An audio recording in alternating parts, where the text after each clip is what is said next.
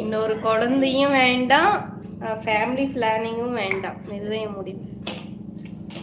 அப்படி சப்போஸ் அது வந்துருச்சு, குழந்தை இருக்குதுன்னா ஓகே, இல்லைன்ற பட்சத்துக்கு இல்லை. அடுத்து நான் நல்லா இருக்கேன் சகு, நீங்கள் எப்படி இருக்கீங்க? அதான் டியூட்டி அக்கா. அப்படியா? நலம்தான் நலம்தான், உடலும் உள்ளவும் நலம்தான் சகு. மலையாளம் தெரியுதோ? பார்த்தேன்.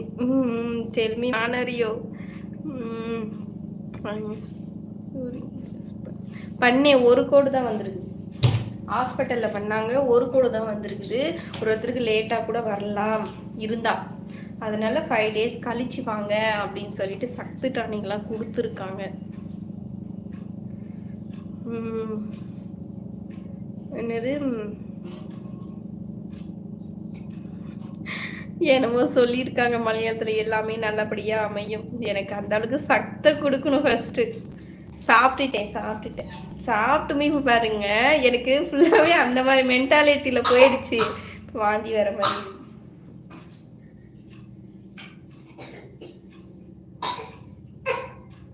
ஏன் சாமி உள்ள போய் படுத்தோம்? ஆர்டர் போட்டிருக்கேன் அம்மா, மறந்துருவேன்.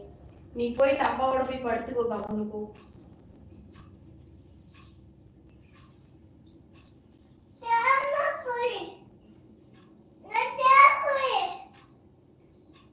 ஓ, அப்பா பூச்சி பத்துக்கு போ.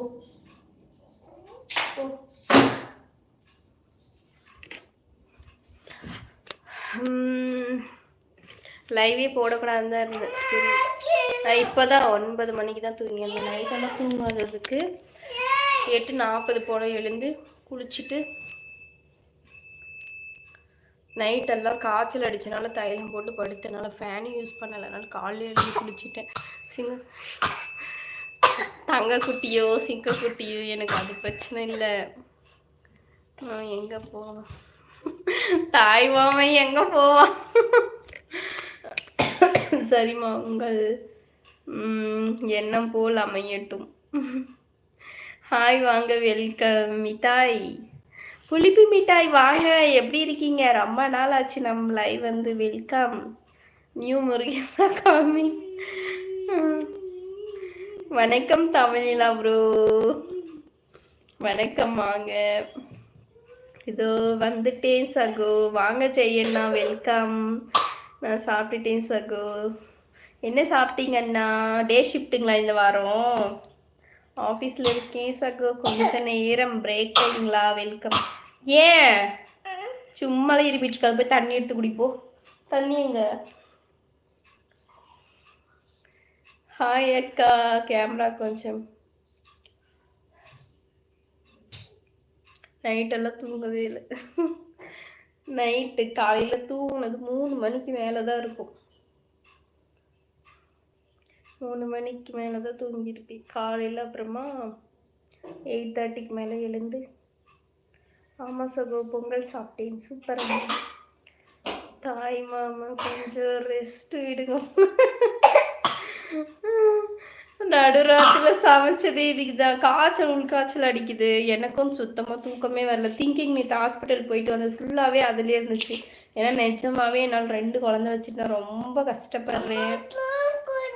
இதுங்க எவ்வளோ சேட்டை பண்ணுதுங்க, எப்படி என்னை படிக்குதுங்க. 1 மணி நேரம் லைவ்லேயே எனக்கு எப்படி பாடாப்படுத்துறாங்க. என்ன வேணும்?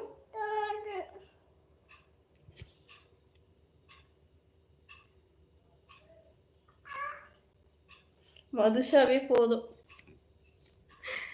வேலை இருக்கு பாய். ஓகே தமிழ்ல, நான் சாப்பிட்டு பார்த்து கவனமாக ஒர்க்காக இருக்கேன்.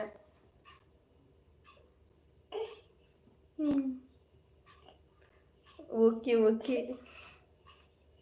நடு ராத்திரில ஒரு பேட் கமெண்ட் கூட வரல வீணோ ப்ரோ. இப்போதான் பேட் கமெண்ட்